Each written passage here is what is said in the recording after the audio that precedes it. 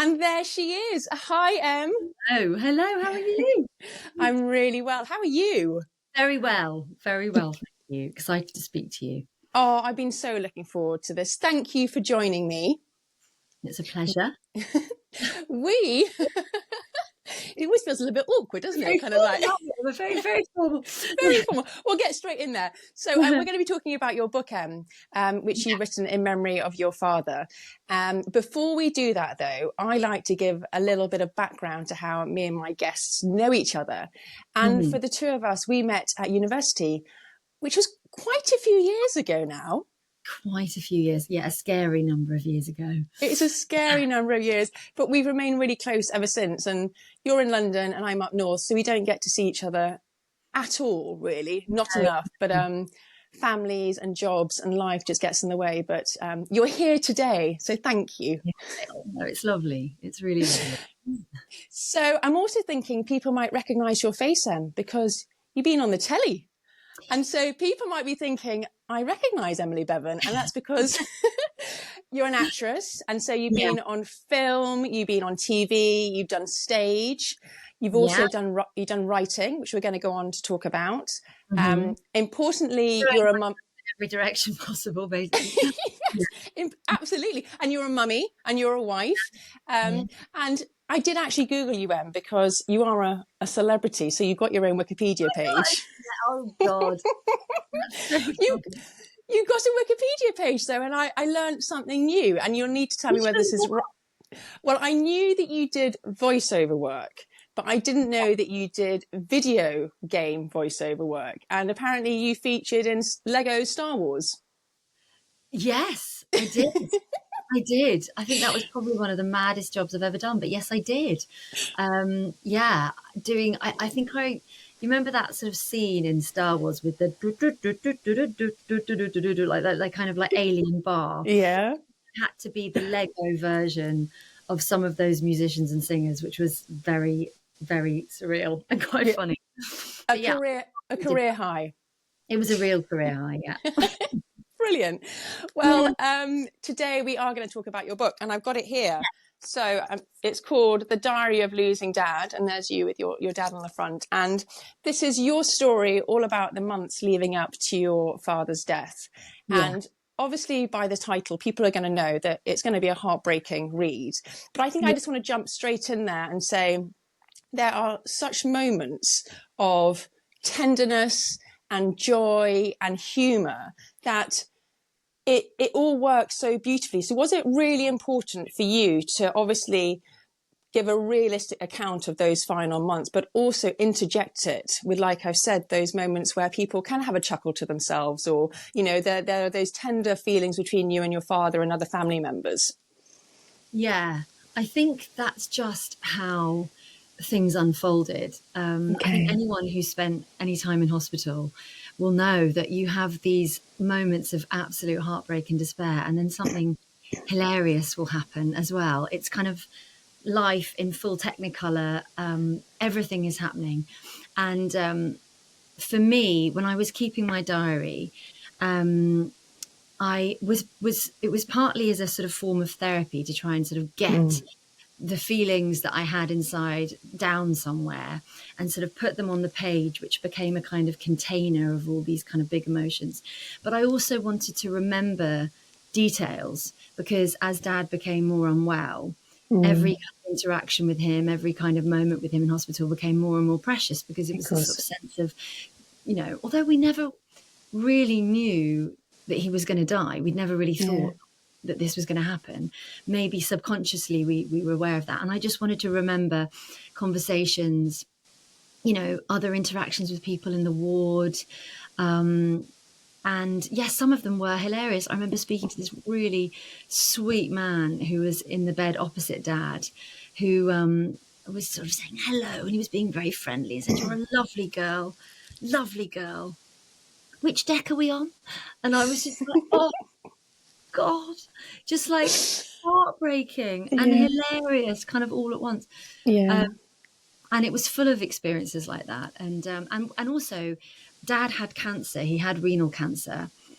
And when he was in hospital, it was because he'd had a stroke out of nowhere. The the cancer, as far as we were aware, was kind of under control, and he was going to start treatment. But then he had this stroke out of nowhere, which we later found out had been caused by widespread cancer in his brain that we weren't aware of by that point. But anyone who's experienced, a family member or someone they love who's had a stroke, one of the kind of extraordinary things about it are that the emotions are very, very close to the surface, and there's a lot of crying and also a lot of giggling. And so Dad was crying a lot and like really emotional, but also giggling like a schoolboy over various things. It was just like the most extraordinary kind of like roller coaster of emotions. So yeah, thank goodness we laughed, because otherwise it would have all been, too awful. But I think humour is such a great saviour in those situations. I think you're absolutely right. And I want to get on to kind of yours and your father's relationship and find out a bit more about him as a person. But you just touched on it then. You said about how there will be moments when he would be laughing, and then there'll be moments when he would literally be sobbing. And I think is that juxtaposition of you didn't know what each day was going to bring. And, and he obviously realized the extent of it. I love the idea that he would kind of almost make a game of the mundane. Like you talk about how he'd make fun of kind of cooking and cleaning and ironing and make it into kind of a game or a prize, whatever. And then you hear the horror that he's going through when he says, I can't do any more hospital visits. Is this ever going to end? And you get thrown into the reality of the situation that for him as well, going through it, it just seemed like an endless roller coaster of like you put in the chapter, hospital visits. I think it was so awful, because my dad was such a kind of physical person. He was, as you perfectly quote, like I describe in the book, how kind of he approaches everything with just like mad energy, which meant he was also very accident prone, because he'd just sort of dive into everything and end up bonking his head or hurting his hand or doing something. And he'd like iron furiously, like when Mum sort of was out of the room or something, like, let's do the ironing. And he had this tremendous energy, and also rowing was his great passion. And he was a headmaster, but when he retired, he was basically a full-time rowing coach, and like age 70, getting up at 5 o'clock in the morning to go to Oxford to coach his beloved Balliol girls crew. And he took so much pleasure from that. And, and that involved cycling along a towpath, being very physical, walking the dog twice a day. And so for someone who was so, had sort of boundless energy, to then be contained to a hospital bed, and who had such a rich life surrounded by lots of different kinds of people, the people that he worked with at school, old friends, his crews, like family. It was just all stripped back. And then he was just in this bed with his little, little sort of bedside table with an iPad and some tea bags. And it was like, that was his life suddenly. And so that was really painful. And it was also very difficult to kind of, I don't know, I tried to be able to talk to Dad about things, but when he said there isn't going to be an end, that was after we'd found out that the cancer was in the brain. And he was just like, oh God, there isn't going to be an end. There's just more hospital visits. And he was so weak. He just didn't have the energy for that. And I remember that day, and it was just this awful scene. And after we'd had this heartbreaking news, the whole family was crying. And I remember in the book, I talk about, poor Dad couldn't feel one of his arms and one of his legs. And I was rubbing, I think I was rubbing madly one of his arms, and then just realized actually he can't feel anything on that. And I was just rubbing away. And we all then went to Costa Coffee, and there was a massive queue, and we all got sort of pissed off. It was just sort of these surreal scenes, and it was Christmas, and there was Christmas stuff everywhere. And yet we were all just thoroughly depressed. And oh God, yeah, it's surreal to think back to that time, really. It's amazing, isn't it, what you remember? Like you just said about there being a big queue at Costa, and these things they stay so vividly in your mind, don't they? Something that you'd easily forget about within 10 minutes. I want to go back a little bit, because I want to talk about kind of yours and his relationship. Without a doubt, it comes across in the book that you are incredibly close. You're the youngest of 4 children, the baby as such. From what I knew of your father, and what I know of you, you seem very, very similar kind of personality wise. So what was your relationship like with your father? Yeah, I was very lucky. We did have a kind of easy relationship. I think, as you describe, you're one of four. You know what that's like as well. Mm. And I think by the time he'd got round to me, I think um, I lived at home. I was around, and yeah, we had a kind of easiness Mm. together, which was really nice. And I mean, he was my hero. I did really Oh, idolize him. yeah. Um, I just thought he was the best person ever. I was so proud of him. And Mm. we lived in a school, and I used to go over and see him at school and knock on his office door. And he'd always have time for you. That was something that was really lovely Mm. about Dad. He really, even if he was in the middle of something, he'd always have time for me. Yeah. And was very protective, and used to sort of couldn't. I mean, when I passed my driving test, I mean, he was so shocked and appalled that anyone had given me a driving license. And lo and behold, on my first trip into Henley, which is where we lived at the time, I got a parking ticket within about 15 minutes. But I remember coming back, and he was just sort of shell shocked, and was always just like, whenever I went in a car with anyone, if they were driving me or if I was driving them, it was, please be careful. Oh, And he used to drive me anywhere. Like, he'd drive me, like, we were at Newcastle together. He would drive me there in a yeah. heartbeat. When I lived in London, he'd sort of drop me home, which would be probably like a 4 hour round trip. He was he was a real sort of doer, I think, in Mm. that Yeah. respect. Nothing was too big and nothing was too Nothing small. was too much trouble. Nothing was too much Yeah. trouble. And he also gave wonderful advice, even though he sort of never quite knew. I mean, sadly, he died. I mean, I was doing In the Flesh at the time when Dad died, which was my first kind of big break. So I'm really Mm. glad he was alive to see me playing a lead role in a TV show, which that was really special. And he was Mm. quite proud when I come into the hospital, and one of the nurses was a fan of the show. Oh, That was really lovely. Um, yeah. Before then, Rach, there was quite a long time where he didn't quite know what I was doing. I did an episode of this or an episode of that, and I was doing voiceovers, and he'd sort of say, when people ask me, what do I say that you do? Because for a long time, I couldn't really say that I was an actor, because I was sort of, doing all sorts of things. Yeah, Um, exactly. but he'd always try and sort of get it. And Yeah. was always really interested. Even if Fully. it wasn't his world, he was interested to know how it worked. And Oh. that was a lovely thing, actually, about when I was filming. Sorry, I keep cutting you off. I'm so No, sorry. no, no, keep on going. Keep on When I'd gone going. down from Manchester to see him in hospital, which was, I was doing a lot. I was going backwards and forwards and writing a lot of sort of tragic poetry on those journeys. But it was nice to have stuff to tell him, to be out Mm. in the world Yeah. doing something, and I had like stuff going on that I could tell him about. That made a Yeah. big difference.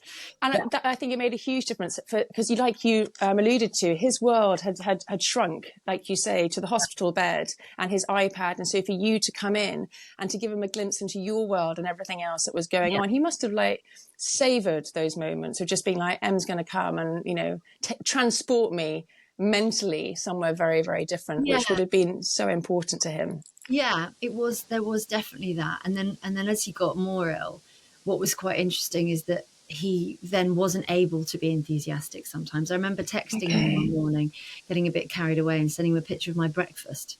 And he was like, why are you sending me this? We've already spoken today, or something. A bit kind of more curt than kind of normal. But Yeah. he was so tired, Yeah.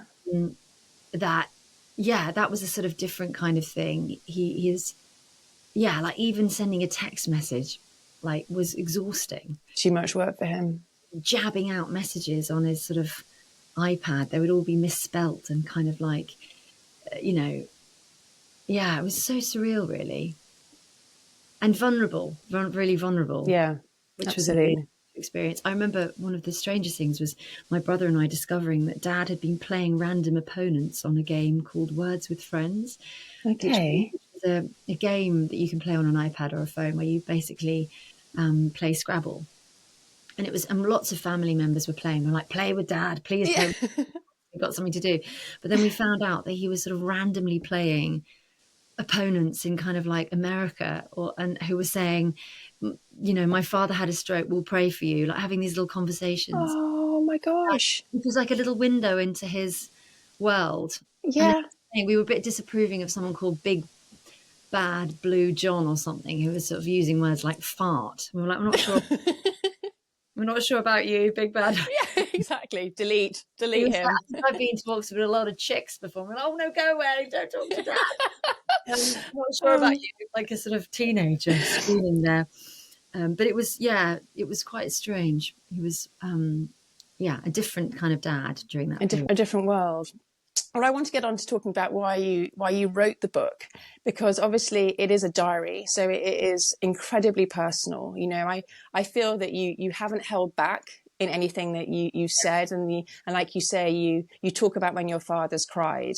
So how was it? How did the kind of wider family react when you said that you wanted to put all your diary entries together? Because it's all very well writing about your own experiences, isn't it? But when you're also putting other people's emotions out into the wider world, what were their feelings to almost kind of laying themselves bare a little bit? A good question. And it's not necessarily that straightforward an answer. I think, first of all, kind of for me, it was very much a therapeutic thing. And I didn't actually write up my diaries until about 2 years after Dad had died. And in that 2 years, I'd been very busy with work. I'd kept my head down, and I was probably avoiding the feelings. I don't know if you that, Rach, like it's. I think it's natural, isn't it? Yeah. Natural. I was busy. I didn't even attend my dad's memorial service because I was away in Morocco, which is a weird thing thinking about that now. But I was, I kept myself very busy. And then I had this real urge. It's actually when Billy and I, my husband and I, were in India about 2 years. We went traveling about 2 years after Dad died. And I'd met Billy in that time, and we went away. And having stopped, I suddenly had this real urge to sort of connect with that period. And I just had this urge to write up my own story. And I'd been listening to Griefcast quite a lot at the time in India, which is the most amazing podcast, where Carrie Lloyd interviews people who've lost someone. And I was like, I really want to write my story. So I came back, and then it was just sort of like this thing that just had to happen. And it kind of poured out of me. I remember staying up all night editing it, and I got a draft done. And then, it was about approaching people, and that's a whole other thing. But the process of getting that out was so therapeutic and cathartic. I remember crying so much, and particularly over painful bits, ugly bits, things that I regret. That Dad's death, the day of his death, was so. I had so much regret about that. And so can I ask why do you have regret about that? Because the day that my dad had died was the first day that I was in charge. Now that sounds terrible saying it like that, but my mum was exhausted. The nurses were really worried about her. They'd come and spoken to me and Dad and said, she can't carry on like this. She's going to run out of steam, because the plan was to get him home. It was not that he was going to die. It was going to be getting him home, and it was a long road ahead. And they were like, she's got to slow down, because she was bringing him like home cooked meals in a flask, visiting twice a day. And so I was like, okay, today I'm going to look after him, and I'm going to be there, and then you can come later. And then that day, Dad was really sick, and he had terrible, terrible pain in his chest. And because I was wanting Mum to have a rest, and because I felt like I needed to be responsible, I didn't ring Mum until a bit later on in the day. It's probably only a matter of like an hour or a couple of hours, but I wanted to hold the fort, and it was just awful because he had this crippling pain in his chest. And I went to the chemist to try and get some heat packs for him and to get some cream for a rash. And I remember breaking down in the chemist, basically saying, I think my father is dying. It was just the most awful day. And then I regret when my mum finally did come in, and she snapped to me about something, because obviously she was stressed out of her head about a flannel being too cold. I just left the hospital, and I went home. And then that night Dad died, and my phone wasn't on. And so when my mum tried to ring me to tell me that they'd gone to the John Radcliffe, to the emergency what do you call it, A&E, my Ward. went off. And so I was woken up by our neighbour Dave, who came outside the window and shouted up at me, Emily, you've got to go to hospital because your dad is dying. And so that's when Dave offered to drive me, but for some reason I wanted to drive myself. And so I got there and he was still alive. And so Mum and I were with him together. And she wasn't like in any way like, why wasn't your phone? My mum was so amazing.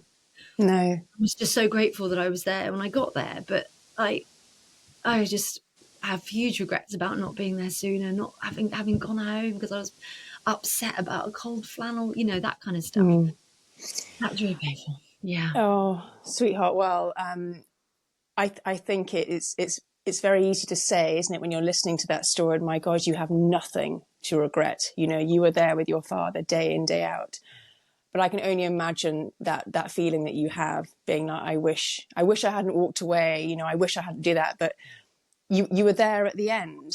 And, you know, he knew, you know, whether it was the images that you sent of your breakfast that he was completely unimpressed by. Why? Exactly. Or it's the amazing stories you're telling about your work. You know, I do feel it's not just about the end. It's that whole journey up until then, that what you bring to their life. And my gosh, you brought bucket loads. So, you know, you have nothing to feel regretful about or guilty about. Thank you. And you were there just to stroke his arm, and, you know, even though he couldn't feel it, you know, you were still there with him. So how were your family, just to go back to that question, how were they about you writing about it? Really, really supportive. Really supportive. I think a bit kind of, it hasn't been necessarily, I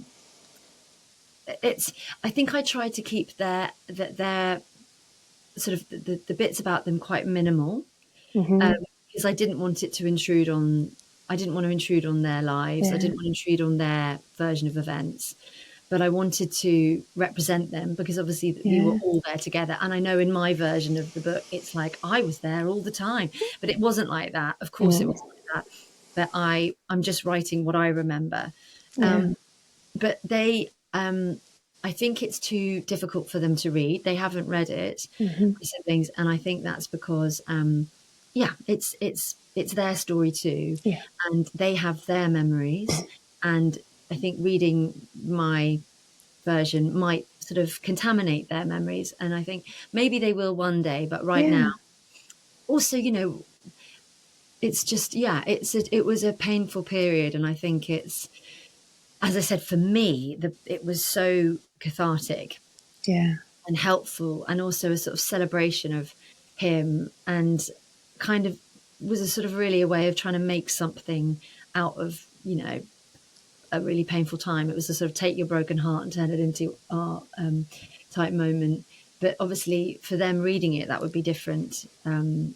So maybe there'll be more books from my family. I don't know. Exactly. This is volume 1 from the Bevans. Exactly.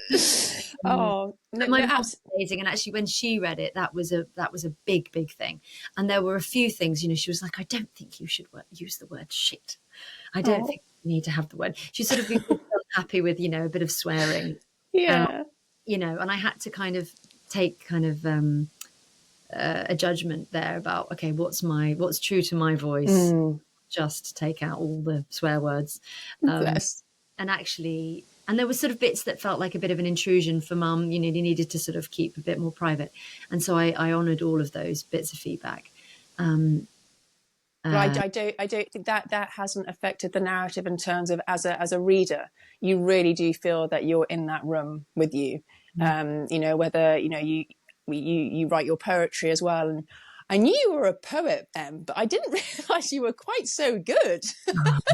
It's amazing, and it gives another dimension to the narrative. It gives a deeper insight into those situations, the poems. So you very much feel that you are in those situations. So, you know, I think you're absolutely right. You've got to honour your family and respect their wishes, but that hasn't hindered kind of your flow and the moments like we talked about where you're going through the heartbreak, or you're going through the humour of it all. The poetry, is I don't rate myself as a great poet. I think I sort of really, it's something that I use for kind of like birthdays, and it's a sort of silly thing. I really enjoy rhyming. Yeah. In this situation, what's helpful about it is it kind of, as you actually very beautifully put, it kind of, you sort of dip a bit deeper with poetry, because it's the language is very sort of specific, and you're kind of trying to sort of simmer down big experiences to something that you can really grab Yeah. into. And so I think it was a really useful kind of storytelling tool in this book. Well, it's beautiful, and it's lovely to have. But anyway, It is. yeah. So the book ends with your father's death and then his funeral, and then you do a look back, kind of 7 years later. And I think now we're a couple of years after that, aren't we? Was it about 9 years since your father died? Yeah, about 9 years. So Yeah. big question, but how has your grief changed in that time? Sorry, it's actually 12 years. Oh, Nearly, 12 well, years. 11 and a half years. Okay. Bessie was born, that was 10 years pretty much. So yeah, the bit at the end was important because I really wanted to show how grief changes, based on conversations that I've had with friends. For me, and for lots of people, those early kind of years were kind of, it was almost like a physical thing. It was like very oppressive, this sort of weight on you. And then it becomes something lighter, like well, not lighter, but it just changes. And my friend Tash describes it as sort of being, rather than being bashed around the head with a great big handbag, you're sort of being nudged on the tube gently, Yeah.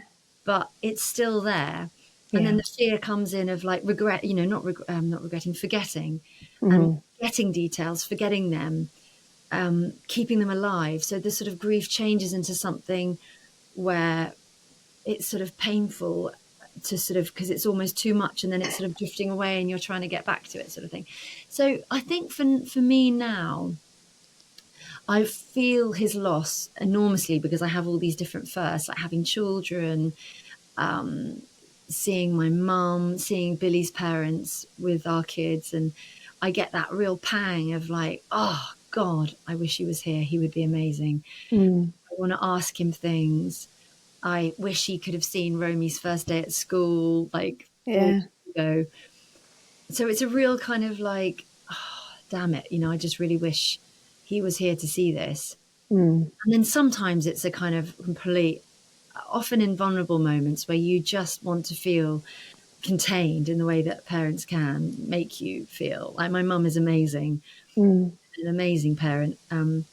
But obviously, I was lucky to have two from the beginning, and I do really crave that other sort of, I don't know, that sort of big hug, that sort of big, cashmere jumper, warm, broad-shouldered hug.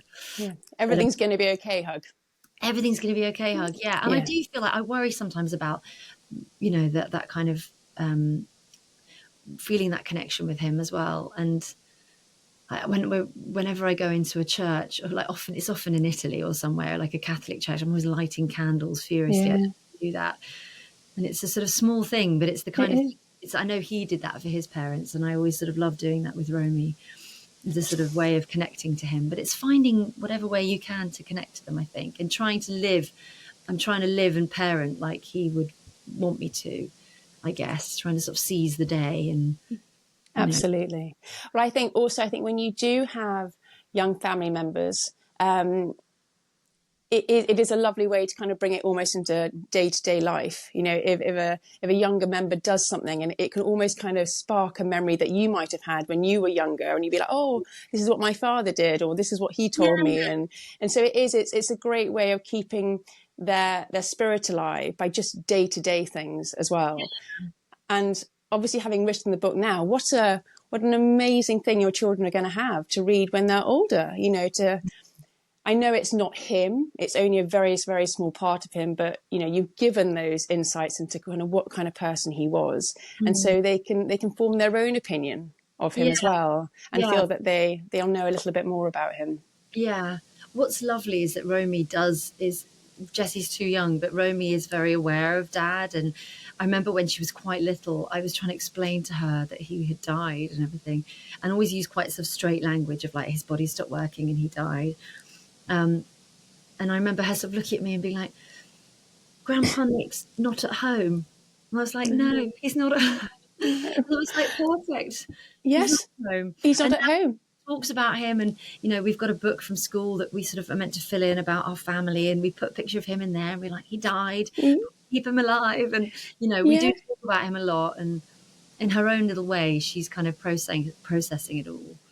And you do need to keep it very simple, Yeah, actually, don't you? The way, so that they understand. And actually, simple sometimes is best. I think we can, grief has an amazing ability to kind of be all consuming, and it can get very complicated. And actually, he's just not at home, and I miss him terribly. And there's nothing that anyone can do about that. But it's a case of just, like we just touched on, keeping memories alive in whatever way you can, isn't it? I think the memories, I think the grief doesn't get any less. I think memories get stronger. I think that's the way that I like to kind of think about it. And you home in a bit more on whether it's a family holiday or even kind of, being there for a match day or whatever it is. You remember those moments, and they're the ones that kind of grow and stay in your recollection. the memories of your dad, like the memories get stronger. Yeah.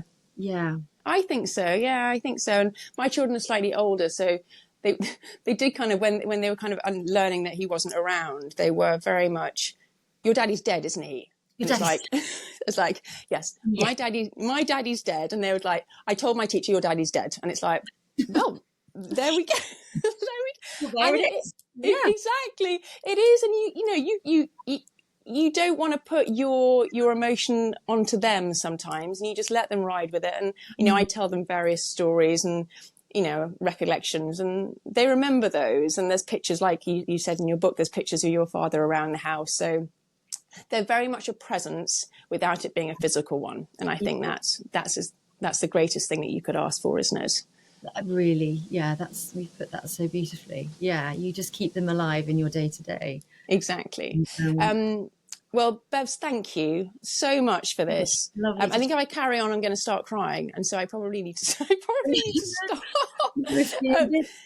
It's been so beautiful to hear your story and for you to share your book, and to do kind of just be so raw about your emotions, because there'll be many, many people out there, and we haven't talked about it, but at the end of the book, after you do your view back, that you have opened the pages up to other friends that have lost not one but maybe two parents, and you let them kind of talk about their own grief. So this book is obviously for people who are going through a loss, but I also just think, because it is so beautifully written, I think that for anyone that just wants a message of overpowering love, then you're going to get it in heaps just by reading these pages. So thank you for sharing it with us. And I need to probably ask where we can buy it. Well, various places online. Fabulous. Yeah, loads of booksellers online have it. Okay. Well, I'll put some links. I'll put some links in the show notes, and so people can get their copy. But bless you, Poppet. Thank you so much. And I will hopefully see you in person very, very soon. Yeah. Oh, thanks, Rach. Have a good rest of the day. Thank you. Bye. Bye.